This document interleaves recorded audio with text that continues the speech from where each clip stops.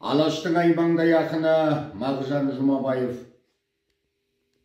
Арыстандай айбатты, жолбарыстай қайратты, мен жастарға сенемін деген болады.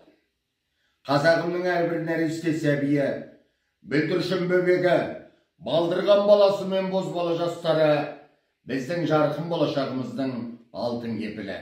Олардың отбасылық тәрбиесі мен рухани азығы ата-аналар мен ұстаздардың мойнында. Кітапқа қызығушылық кеміген ақпараттық заманда бірнеше жыл бұрын аудан кітапханаларында қызығушылар клубы жұмыс істей бастады. Ендеше тәубе деген тәуелсіздігіміздің тойында құтты болсын дей отырып, ұлтымыздың ұрпақтары ұстаздарында да мықты рухани ырысты болсын демекпіз.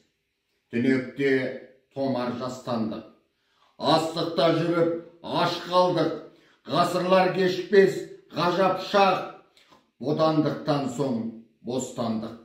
Кең мекенімнен кертілдік, 300 бен ұру жершілдік, тағдырға енді мың тәубе, өр тірліктегі еркіндік.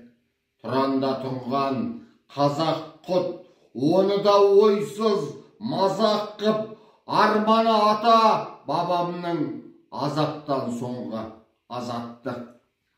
Көмейде кермек болды өксік, көк туым көктен келді өсті.